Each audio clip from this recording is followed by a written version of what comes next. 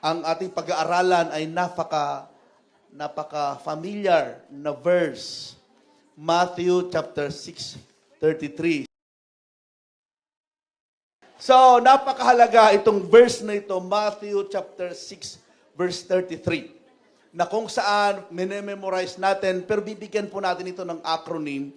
Ito po ay galing po sa ating Mother Church with our senior pastor, Pastor Larry and Pastor Marlene. At isang ating itinuturo. Inline po ito sa ating team itong year na ito, na kung saan ay fresh fire. At the same time, yung fresh fire ho, hindi lamang sa kung saan marami yung puspos ka, kundi pati yung relasyon natin sa isa't isa ay maging maapoy kay Lord. Amen? But in Matthew chapter 6:33, it says here, basahin natin malakas, sabay-sabay. 1, 2, 3, go.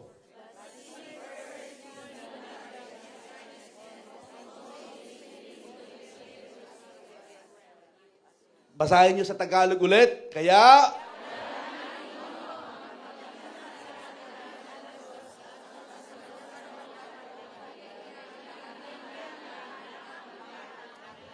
so, unahin daw natin ang Diyos, kaharian ng Diyos, ang kanyang katuwiran. Okay? So, yung first po na word ay mayroong acronym na kung saan para madaling tandaan. Of course, wala nang mas higit pa na prioridad natin kundi ang Diyos. Pakisabi ang Diyos. Kapag hahabulin mo ang Swiss franc at pangalawa lamang ang Diyos hindi ka hahabulin.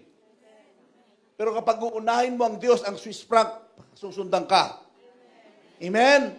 Unahin mo ang Diyos, ang lahat ng mga idadagdag sa'yo. Idadagdag ang family mo, idadagdag ang blessing mo, idadagdag ang mapapangasawa mo, idadagdag ang pagpapala mo. Kasi nga, minsan ang tao, kasi inuuna kita Panginoon, pero iba naman yung pinaggugugulan ng panahon. Amen?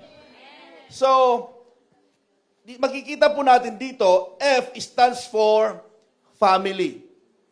Ang Diyos, alam niyo po, ang itinuturo ng ating church, ang unang ministry ng mga leaders, tayo po, ang unang ministry po namin ho, even me as pastor, hindi po ang Great Awakening Church, ang unang ministry ko po, ang family, na pinagkatiwala ng Diyos.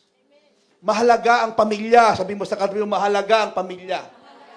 Kaya yung iba sa inyo, kinausap ko pa na extra, pinakiusapan, or binigyan ng na lumabas naman kayo ngayong bakasyon as family. Okay? Restore nyo na. Mag-bonding kayo, magtambling-tambling kayo sa... Amen? Napakahalaga ang pamilya. Kaya kaming pamilya, kami pong magpamilya itong weekend, talagang kahit medyo pagod, pero we try. Hanggat gusto pa nilang sumamang aming mga anak, ay ginawa namin po ng paraan. Paano, Pastor, kung wala dito? Tawagan po ninyo sila. I-prioridad po natin dahil ang Diyos, inuuna niya ang pamilya. Mahal niya ang pamilya. Amen? At sa buong pamilya, ang pinakamahalagang relasyon mo, kapag ikaw ay ako bilang pastor, ang prioridad ko sa loob ng pamilya, unang-una, siyempre ang Diyos, hindi po si Karsten at saka si Caleb, si Pastor Rakati. Tandaan po ninyo, ang unang nilikha ng Diyos ay nakaposisyon sa pamilya. Si Adan at saka si Eva. At ang pangalawang relasyon na nilikha ng Diyos, una, relasyon sa Diyos, pangalawa, relasyon ng mag-asawa. Hello? Kaya ganun na lamang ang kaaway, pinipilit niyang sirain ang relasyon natin sa Diyos at ang relasyon ng mag-asawa. Dahil ay ayaw ng enemy na magmahalan tayo, magkaisa. Gusto niya, kaya John 10:10, the enemy come to steal, to kill, and to destroy. Gusto ng Diyos na tayo naman po ay pagpalain ng siksik, liglig, umaapaw. Pag sinabing family, Jesus is the King of our family. Ang pamilya po natin nawa, amen, nakikinig po ba kayo? Amen. Si Jesus ang nauuna. Ang prioridad ni anak, ni asawang babae, ni asawang lalaki, ay si Jesus ang naitataas. Sabi niya dito, hindi niya ipinagkait ang sarili niyang anak Kanya, papaano nga hindi niya ipagkaloob ang walang bayad sa atin ang lahat ng bagay, ang lahat ng mga bagay. Sa Romans 8:32, authority in the family, Acts 16:31, covenant promise. Napakahalaga na ang Diyos ang nangunguna sa pamilya. Sa mag-asawa ganito, kung si babae at si lalaki, ang number one ni lalaki, ang relasyon niya sa Diyos. Ang number one ni babae, relasyon niya sa Diyos. Parang love triangle. Habang si lalaki, nagpapakabuti siya, inuuna niya ang Diyos. Si babae naman, inuuna ang Diyos. Nagiging close kayo lalong mag-asawa. Hello? Naging close kayo lalo dahil si babae, hindi man niya maibigay yung lahat-lahat ng pangangailangan ng lalaki, ang Diyos ang magpupuno. Ganon din si babae, hindi may bigay ni lalaki. Habang nagsisik silang dalawa, nagiging intact, nagiging close sila, kaya tumatagal ang relasyon. Amen?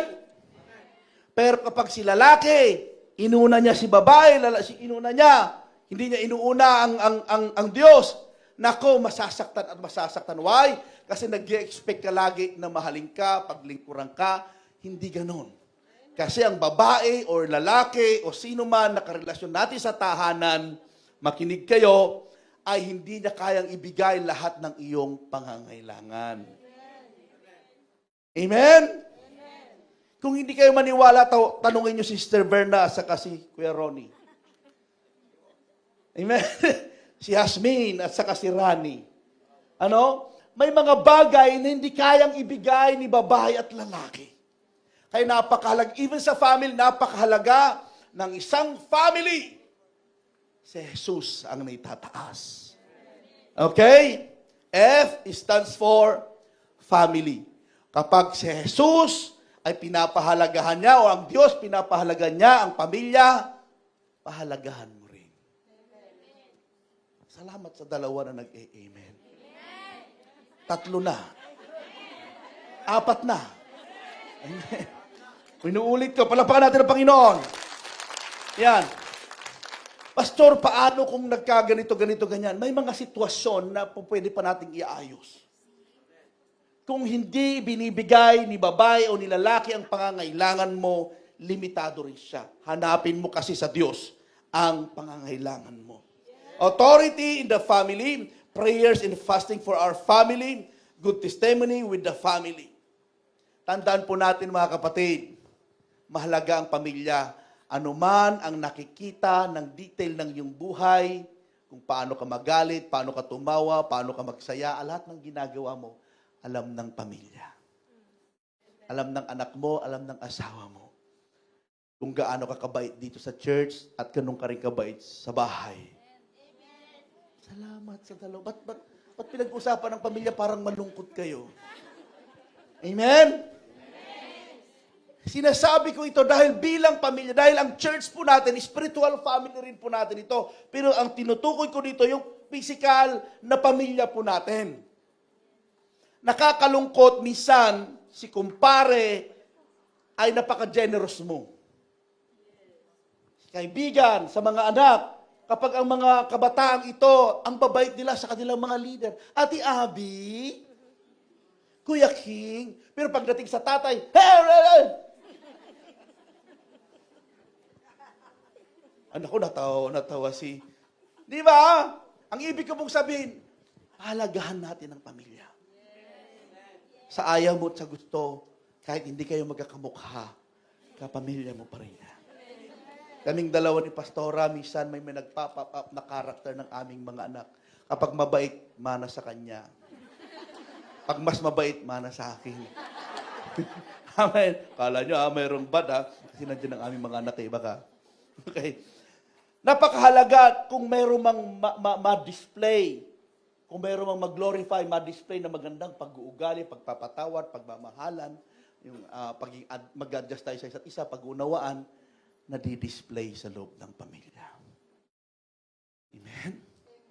Na pagpapasensyahan mo yung kasama mo sa trabaho, pero kapag si mister, wag ka na umuwi! Tingnan mo. Pero pag hindi naman umuwi, nasaan ka? Iniwanan mo na ako. Tingnan mo. Amen po ba? So, pahalagahan po natin ang pamilya. Ay, bibilisan ko po ito. Mamaya kakanta po tayo at hayaan natin, ihandog natin ang ating pamilya. Pasiyasat natin ang ating buhay sa Panginoon. Okay? Ay, interest. Hindi interest ng pinautang mo, Yung Jesus is the God of all interest. Pag sinabing interest, saan ka yung interesado ka? Yung kinagigiliwan mo. Okay? Sabi niya dito, sabi ni Paul, Apostol Pablo, nothing is as wonderful as knowing Christ Jesus my Lord. I have given up everything else and count it all garbage. All I want is Christ.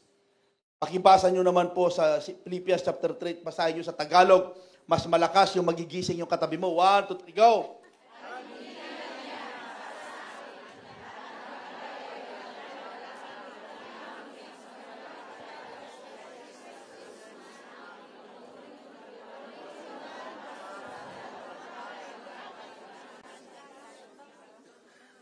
Kanina, family.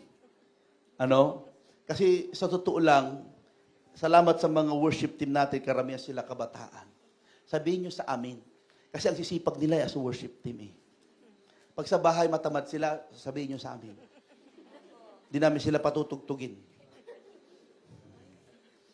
Joke lang, Hoy, di ka natutugtog, di ka nagtapon ng basura. Okay? Sumbong kita kay pastor. Huwag naman ganun. Okay? Sabi dito sa pangalawa, interest. Sabi niya, at hindi lang yan para sa akin. Ang lahat ng bagay ay walang halaga. Bakit ganun na lamang ang matindi na pagsasabi ni Paul ito? Dahil si Paul, naranasan na niya ang mga bagay sa mundo. Famous siya, mayaman siya, matalino siya. Kaya lang hindi yun ang nag-satisfy sa kanya. Dumating yung time na nakilala niya si Jesus sa Acts chapter 9. Okay? Yun na yung nag-turn around ng kanyang buhay, ng kanyang appetite ay lahat umiikot para sa Diyos. Amen? Si Paul, yung klase ng tao, ng Kristiyano, nung Kristiyano na siya, hindi siya takot mawalan. Amen? Hindi siya takot mawalan, hindi siya takot malamangan. Hindi ko sinasabing magpalamang kayo. Hindi siya takot na mawalan. Lalong-lalo na kung ang mga bagay na yon ay naglalayo sa kanya sa Diyos. Halimbawa, kung tayo mismo ay mas mataas pa ang appetite natin sa mga worldly things, may tendency o pwedeng may pagpalit mo ang Diyos. Okay? Kaya si Paul yung iningatan niya, yung inalagaan niya, yung interest niya, yung passion niya, yung kanyang relasyon sa Panginoon. Kaya ngayon, tinuturuan namin kayo, nililid namin kayo, ini-encourage namin kayo na mag-devotion. Pag sinabing personal devotion, hindi po yung umatin kayo ng prayer every day. Hindi yung umatin kayo ng worship service. Kaya personal. Ang personal devotion ho ay nakapaloob yung reading the Word, worship, and prayer. Ano yung una? Pangalawa? Yan ang personal devotion. Pag nag-pray ka at walang word, kulang. 3 lagi yon. Pagsamba sa Panginoon, niluluwalhati mo siya. Umawit ka, kung marunong kang gubitara, kung wala ka namang gitara, kumanta ka na lang. Basta sumamba ka sa Panginoon. Sumabay ka sa music. Mag-express worship ka sa Kanya. Sa iyong personal closet, sa iyong sariling oras. Tapos, pagkatapos mong sumamba, basahin mo ang Kanyang salita. Okay? Pagkatapos basahin ang salita, doon ka mananalangin. O manalangin ka, o pagbalik-baliktarin mo yon. Basta nandun nakapaloob yung 3 yun. Amen? Naunawaan niyo po ba? Amen. Ngayon, tuturuan namin kayo, life group leaders, tuturuan natin ang bawat isa na ma-strengthen po ito. Kasi lalong magkakaroon tayo ng interest or ano ba Tagalog ng interest? Pagnanais. Pagnanasa kapag lalo na lagi nating ginagawa. Sino dito nami-miss nyo ang Sunday? Amen. Ang worship service? Amen. Tingnan mo ngayon katabi mo, nami-miss mo nga ba? Sino dito, kapag tinawagan kayo ni life group leader, sasabihin niya, ay, may Bible study tayo, excited ka. Amen. Women's 12 lang yata Yung, may Bible study tayo. Yes, may Bible study tayo. Kaya gagawa ka't gagawa ng paraan para maka-join ka sa Bible study. Why? Nandun ang interest mo, nandun ang desire mo. Pero alam nyo, kung hindi ka interesado sa isang bagay, kahit salita ako ng salita dito, wala. Amen? Kapag hindi ka interesado, wala. Gumaganong-ganong ka lang doon. Pero thank God, ang Diyos po ang pwedeng magbigay niyan. And I pray, mag-divert ang ating, kaya nga sabi na lamang ni Paul, nasabi niya, kung either you eat or drink, do it for the glory of God. Just imagine that. Pag umiinom ka, gumagawa ka, ano mga ginagawa, gawin mo as if ginagawa mo sa Diyos. Kung ba lahat ng ginagawa mo, umiikot para sa Panginoon. Na ibig sabihin, pumapasok ka sa trabaho, Lord, papasok ako sa trabaho. Yes, ginagawa ko sa employer ko para sa pangangailangan namin, pero gagawin ko dito para sa iyo. Wala man yung employer ko doon, Lord, nasa bakasyon sila, pero maglilinis pa rin ako kahit di niya nakikita dahil ginagawa ko naman para sa iyo. Amen? Ano naman ibig sabihin? Okay. So napakahalaga ito. Itong ating tinuturo series na pagtuturo na ito, kapag isa sa pamuhay po natin, lahat po tayo mag-grow. Yung dalawang tinuro natin ng maturity, napaka-effective po yun kapag isa sa pamuhay po natin. Jesus is in control of every area of our lives, including our interests and vacations. Okay? Pag nasa bakasyon ka, mag-reflect ka pa rin, Lord, salamat. Nakakapagbakasyon ako. Pag kumakain ka, Lord, salamat, wala pang bawal sa akin. Yung iba, bawal ng mansanas, bawal ng hipon, bawal ng karne, wala ka nang kakainin. Pero ikaw, wala pang bawal. Amen? Ikaw kumakain ka, sa bibig pa pumapasok, yung iba sa ilong na. Gumaganong-ganon. Magpasalamat ka. Nalalasahan mo pa ang mga pagkain. Magpasalamat ka, nakakatulog ka pa kahit walang sleeping pills. Kahit nagpiprit si pastor, inaantok ka, magpasalamat. Amen? Be thankful na Lord, gagawin ko ito para sa iyo. Lord, magpapatawad ako, hindi dahil nakarapat dapat siyang patawarin. Pero Lord, magpapatawad dahil ikaw ang number one sa akin, Panginoon. Mas mamatamisin ko ikaw maluwalhati kaysa emotion ko, kaysa interest ko. Lord, interest ko talaga, desire ko itong taong to, pati rin ng kanyang paay. Pero Lord, hindi yun ang desire ko. Maalis yung desire, ang desire ko, Lord, yung taong yun, Panginoon, makakilala rin sa iyo. Amen. Napakasarap. Alam niyo po, itong mga ganitong pag-aaral na natututunan natin kapag isa sa pamuhay natin, maraming makikinabang. At ang unang makikinabang, yung mga tao sa paligid mo. Mga tao nagmamahal sa iyo. Halimbawa, Lord, bilang kabataan, gusto ko rin, Lord, maging itong bakasyon, gusto ko rin, Lord, magpahinga si mama at papa. Pagdating nila, ipagluluto ko na sila. Pagdating nila, malinis na ang bahay. Ako na maglalaba dahil bakasyon naman. Lord, gagawin ko ito. Hindi kay mama at papa. Hindi para bigyan ako ng allowance. Gagawin ko para sa iyo. Ganon sa mga dudes. Sabi mo sa katabi mo, ganon dudes. Pag uuwi si nanay, tatay ninyo, ay, ang linis ng bahay Ang linis ng bahay. Wala nang kalat. Pati yung bag ni nanay mo, itinapon mo na. Hindi naman ganon. Ang ibig sabihin, lahat po pwede. Okay? Number 3, relationship. Napakahalaga ito. Ang relasyon mo ba, nagbibigay kaluwalhatian kay Lord? Kapag kayo ba'y lumalabas sa relasyon na yan, pwedeng nakabukas ang mata ni Jesus? O naggaganon siya dahil di niya maatim yung pinaggagawa ninyo? Pastor, ano ba naman ang itinuturo mo? First, kung gusto natin mauna sa relationship, Jesus is the King of our relationship. Amen. Ang relasyon ay kagaya po yung picture na yan. Tayo po bilang Kristiyano, dapat marunong tayo mag-host. Pag sinabing mag-host, kaya nga si Jesus, kumakatok siya sa pintuan, ang sino mang papasok sa akin, pagpapapasok sa akin, I will dine with Him. Ibig sabihin, makikipag-fellowship. Parang sa atin ho, sino dito pinapasok niya na si Jesus sa inyong mga buhay? Amen. Sa lahat ng aspeto ng iyong buhay? Amen. Humina ang amen. Halimbawa, papasok ako sa kayo ng bahay ang bibisitahin ko.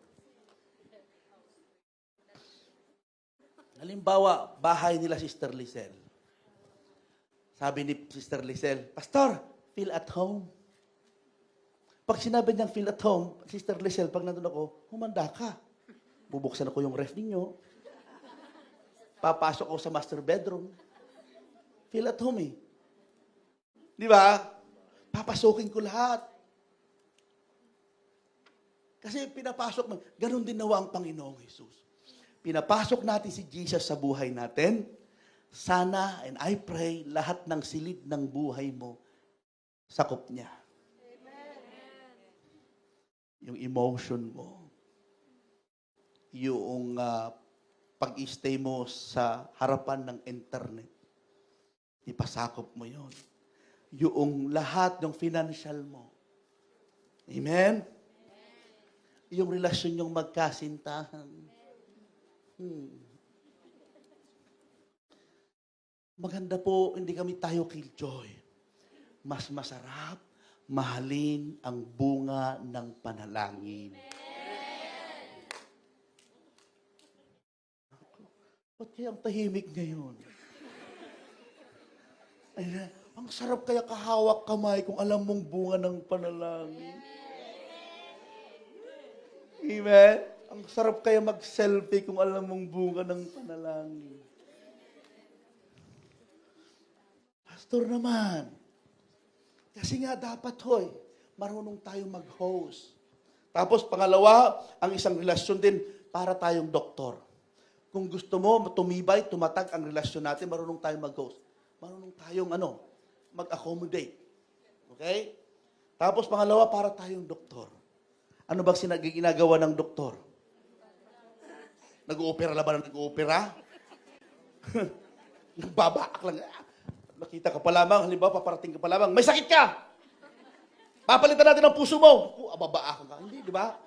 Ang gagawin ng doktor, tinatanong ka. Dapat ganun tayo. Hindi tayo salita ng salita. Marunong din tayong makinig. Magtatanong ka. Amen? Ito po ay applicable po hindi lamang sa spiritual, even sa ating po araw-araw na pamumuhay. Sa mag-asawa, sa iyong anak, pag nagtanong ka sa iyong anak, mag-start siya magsalita, o patapusin mo yung sentence niya. Sabihin ni ng anak mo, Mami, alam mo, galing kami sa ganito, kasama ko yung kaibigan ko. Sino kaibigan mo na naman yan? Ganito, kaibigan. Hindi mo na tinatapos. Ang kaibigan pala niyang kasama, si Kuya King. Oh. Ayun, sino kaibigan? Hindi mo na tinapos. Minsan ganyan. Minsan, hindi tayo marunong makinig. Amen? Yung bang minsan ganito tayo, nakikinig ka, nakaganyan ka, hindi dahil sa nakikinig ka, kung baka hinihintay mo lang kasi ang matapos magsalita para may suggestion ka, may salita ka na. Sabi mo sa katabi mo, huwag ganun. Even sa counseling, sa asawa, sa anak, sa kakilala, makinig ka. Pag nagsasalita siya, kahit paulit-ulit, okay lang. Ganun ba? Tapos papaulit mo yung sinabi niya. Tapos pag hindi sa consistent sa sinasabi niya, doon mo paano matutulungan. Amen? Ang doktor hindi lamang nagtatanong siya ng yes or no. Ang sagot, ang doktor, kapag nagtanong siya, talagang kailangan ng explanation. Counselor, pag sabi counselor, ang magaling na counselor din, marunong din makinig. Huwag mong ibibigay yung sagot. Pag nag-a-advise ka, halimbawa ganito, pag nag-a-advise ka sa anak mo, sino man, alam mo anak, kapag magbo-boyfriend ka ngayon sa edad mong yan, ito po pwedeng mangyari sa'yo. Pangalawa, ito. Pangatlo, ito.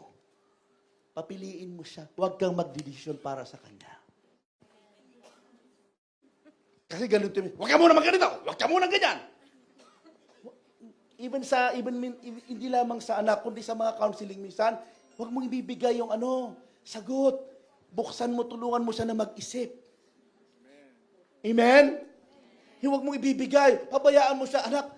Kapatid, alam mo, kapag magpapatuloy ka dyan, ito po pwedeng mangyari sa'yo, ito po pwedeng mangyari sa'yo. Pero it's up to you kung alin ang gugustuhin mo dyan. Ganon. Pag sabi, ganon. Kasi ganito minsan binibigyan natin kagad, ito gawin mo, hindi ganon. Binibigyan natin ng laya na pumili. Dahil sabi ko nga, tayo kapag may pagsubok, may problema, kadalasan alam din natin ang kasagutan. Ayaw lang natin gawin. Amen? Kapag mataas ang sugar mo sa health, anong kasagutan? Huwag kumain ng sugar. Ano ibig sabihin? O kapag namamali ang budget mo, anong kasagutan? Ano? Ulitin ko. Kapag namamali ang budget mo, kinakapos lagi, anong kasagutan? Yun. Amen. Kapag, alam mo, nanghihikna ka na spiritually, anong kasagutan? Magtipid? Anong magtipid? Di ba? Alam din natin ang kasagutan eh. Halimbawa na late ka na dumating ng church, anong kasagutan? Di ba? Sabi mo sa katabi mo, di ba? O halimbawa, lagi kayo nag-aaway mag-asawa. Lagi na lang nag-aaway. Anong kasagutan para hindi kayo mag-aaway? Ano? Palayasin? Ano? Dito. Magbakasyon. Sino magbabakasyon? Kayong dalawa. Alam, pagbakasyonin mo siya. Hindi, kayong dalawa, di ba? Ano pa? Magbahalan. Dito.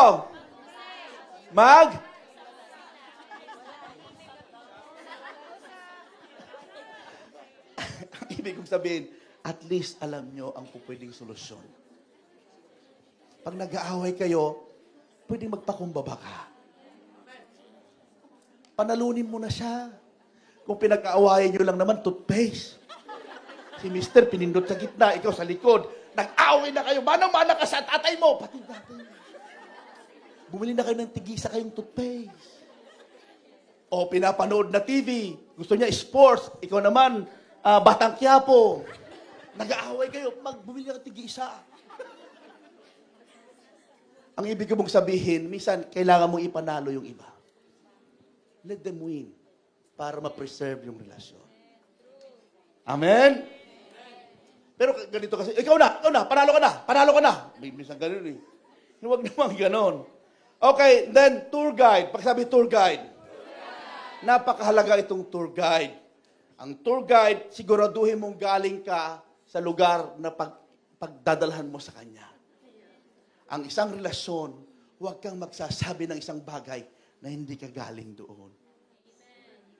Gawin mo ito, huwag mong sabihin, gawin mo ito, hindi ka naman galing doon. Siguraduhin mong galing doon. Just imagine, halimbawa, isa sa inyo, Pastor, itutur ka namin sa Iran. Iran talaga, daming lugar, Pastor, ba't Iran pa? Iraq na lang. Basta itutur ka namin sa isang magandang lugar. Unang tanong, galing ka ba doon? Hindi ho. Diskumpiyado ka. Hindi siya galing. Pero kapag galing siya doon, magpagtitiwalaan mo. Ganon din mga anak sa mga kabataan. Ang inyong mga nanay, kami mga magulang, hindi dahil sa parents kami, galing din kami sa pagiging kabataan.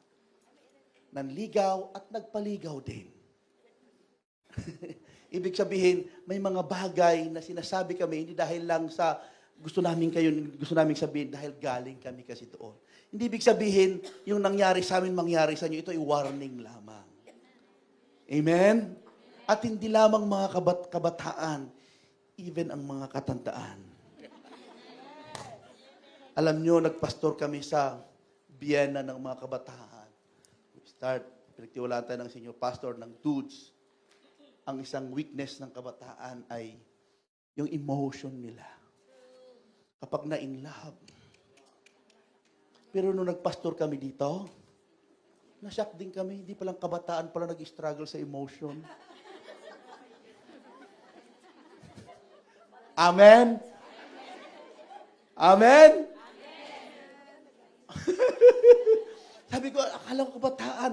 Pati rin pala, pag na-in love, ay talaga namang... Hallelujah. Alam ko naman yung pastor. Ganun eh. Ganun po ba? Alam niyo naman pala. Okay. Magtuloy tayo. Relationship.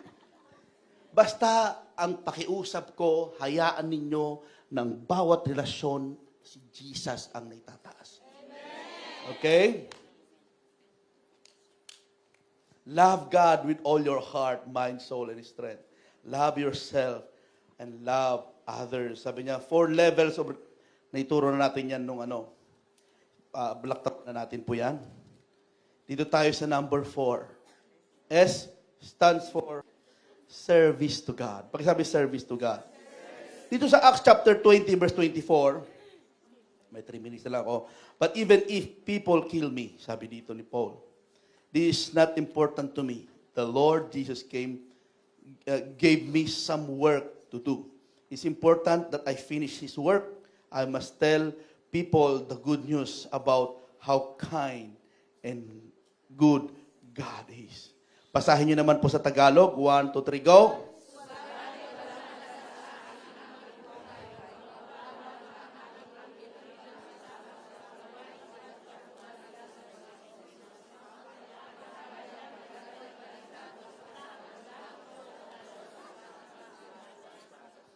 Sabi rin niya sa Matthew 10:8, freely you have received, freely you give. Ang tinanggap nyo ng walang bayad, ibigay ng walang bayad. Ang ibig sabihin niya po yan, ang paglingkod natin, ang tindi ng commitment na po sa Paul. Yung service to God. Ang paglilingkod ni Paul, ang paglilingkod natin nawa ay hindi parang responsibilidad, kundi isang pribilehyo. Ang leadership po ng ating church is servant leadership. Hindi po si pastor parang politician na parang instead na maglingkod, kundi yun ang akong pinaglilingkuran. Hindi ko. Servant leadership, tayo po ang nangunguna. Amen po ba? Sabi nga, mayroon kang sinasabi, kung bago ka maging propeta, dapat marunong ka munang maglinis ng kubeta. Okay? Ang hirap naman kapag kumakanta ka na o nandito ka na sa stage o nagtuturo na tayo, hindi tayo makahawak na ng walis. Amen. Kailangan ihalimbawa po natin. Dito sabi ni Paul, subalit walang halaga sa akin ang aking buhay, magawa ko lamang. Sabi ko, Lord, ang tindi, Hindi naman bibitawan na Apostol Pablo ito, kundi dahil naranasan niya. Kapatid, hindi ka naman aate sa church, hindi ka naman naglilingkod dahil wala kang naranasan sa Panginoon. Dahil naglilingkod ka, umating ka ng church dahil may naranasan ka sa Diyos. Ganon na lamang katindi ang commitment ni Paul. Una-una sa Diyos, sa church. Dito sa Great Awakening Church, Geneva, or Great Awakening Church, ang desire po namin, mailapit namin kayo sa Diyos. Nothing more, nothing less. Hindi namin kayo idodraw sa aming mga sarili. Hello? Mamahalin namin kayo ng abot ng aming makakaya. Tuturuan namin kayo ng abot namin makakaya. Kung hindi man namin maibigay lahat, pagpaumanhin nyo, yun lang muna ang aming makayanan. Pero gusto namin i-improve pa na paglingkuran namin kayo. Kasama ko si Pastora Cathy at ang buong leadership ng ating church. Hindi kami perfect, pero isa lang ang may sisigurado ko sa inyo, mahal namin kayo sa Panginoon. Amen? Nais namin kayo magtagumpay. Kapag kayo nagtatagumpay, papalakpak kami, hindi namin kayo kaiinggitan. Kapag kayo umiyak, makikiiyak din kami dahil pamilya tayo. Hello? Kaya nga ang ating church ay tinatry natin na hindi man namin, ang leadership, na kapag hindi naman namin kayo nabisita, halimbawa sa hospital, o hindi naman namin kayo napuntahan sa birthday, mayroon kaming mga representative. Unang-una sa Panginoon ang ating tinataas, mayroon kaming mga representative, mga life group leaders, subgroup leaders, na wala man si pastor, sila ang tumutulong sa inyo. Dahil hindi kaya lahat ni pastor at pastora, even Pastor Larry. Hindi ba kayo nagtataka for the glory of God? Kahit twice a month, twice a year lang na nakikita si Pastor Larry, kapag pumunta dito, parang matagal nyo nang kakilala. Dahil nire-represent namin sila sa inyo. Binabanggit namin sila sa inyo. Amen? Ang paglilingkod sa Panginoon, hindi lang para magpakitang gilas ka. Ang paglilingkod sa Panginoon, nag-work tayo as a team. Si Apostol Pablo, naglingkod siya, na even to the point, sabi niya, magawa ko lamang, kahit ang buhay ko, ang tindi, no? Pero tayo minsan, umulan lamang, nagdadoubt ka na kung mating ka ng church o hindi. Mag-live streaming na lamang ako. Hello? Pero service to God, that's the first. And then T, it stands for training. Pag sabi training. Pag sinabing training, to live in righteousness. Okay? Sabi niya, live in righteousness, obey, submit, trust, apply, and put our faith in the Word of God, even when it hurts and in times of trials. Minsan, sa paggawa natin ng mabuti, nakakasakit din. Tignan mo nung nagpakabait ka. Papatol ka na sana. Pero dahil nagpakabait ka sa harapan ng Panginoon, nasasaktan ka. Minsan to the point, sabi mo, kung hindi lang ako naging Kristiyano, papapatulan na kita eh. Sinong ganun minsan? Buti na lang si Kristo na sa buhay mo. Parang mababait na kayo lahat, ano? Lahat tayo, nung dumating tayo sa church, lahat tayo may attitude. Pero hanggang ngayon, inaayos pa ito ng Diyos. Kaya sabi mo sa katiba, huwag kang mag-alala. Nauunawaan kita. Yeah? Kaya napakahalaga yung tamang alignment. Makita nyo sa picture yan, na ituro minsan, kapag ang isang tao nananaig, unang-una ang Espiritu ng Diyos. Okay, tapos ang yung Espiritu mo nagkukonek. Ano? Ito ang tamang alignment. Spirit, soul, and body. That's the proper alignment. Kapag si soul ay nauna sa spirit, matatanggal yung kulay red. Maalis ang covering mo. Why? Kasi ang soul, nakapaloob ang soul, yung emotion mo. Yung pakiramdam mo. Kapag lahat pakiramdam na lang, pakiramdam ko, galit sa akin. Pakiramdam ko, hindi ganon. Dapat ang mauna yung espiritu natin makapag-connect sa espiritu ng Diyos. Yan ang proper alignment. Nandun yung kulay red, covered ka. Ganon din ho sa pamilya. Kapag ang asawang babae, pinapangunahan ng asawang lalaki, kapatid na babae, minsan napapahamak ka dahil hindi mo hinahayaan si lalaki na pangunahan o ilid ka. Salamat Kuya Henry, Pastora Cathy. Napapahamak.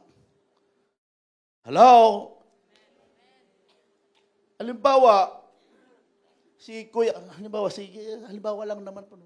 Sister Berna at saka si Kuya Ronnie, umuulan sa labas. Iisang kanilang payong. Mas matangkad si Kuya Ronnie. Ang humawak ng payong, Sister Berna. Hirap si Kuya Ronnie, gumaganon siya. Nababasa, napapahamak. Hirap din si Sister Berna, tinitingkayag na yung ano. Ibigay mo yung payong para lahat kayo sakop ng covering. Kaya minsan napapahamak ang pamilya, kinukuha mo yung payong ng covering. Sabi mo sa katabi mo, kung asawa mo yan, ibalik mo na sa akin yung payong.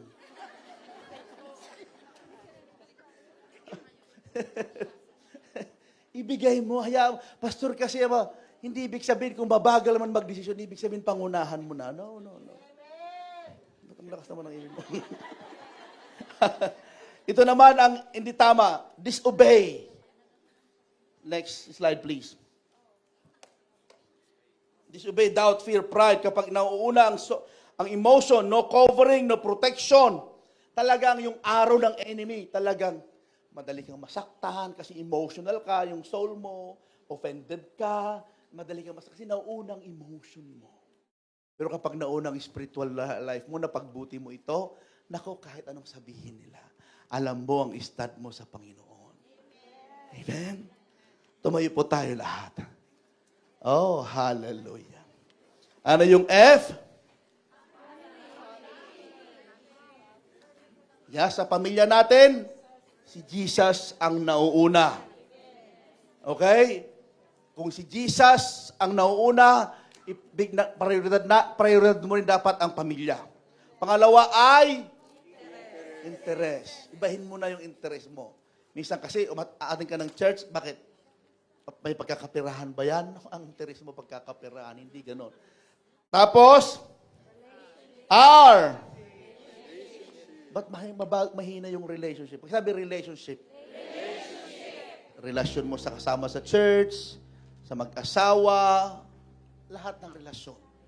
Hayaan mo na si Jesus dapat ang naitataas. And then, R, ay sinabi niya, relationship, inulit ko lang. S, yung paglilingkod po natin. Maglingkod ka, hindi para kay pastor, para sa kanya. And then T, training in righteousness. Ginagawa mo yung tama dahil para sa kanya. Kaya nga nagpapapicture tayo, nakaganito, hindi dahil bida ka. Siya ang number 1. Itinuturo natin siya ang number 1. The only one. Palakpakan natin ang Panginoon.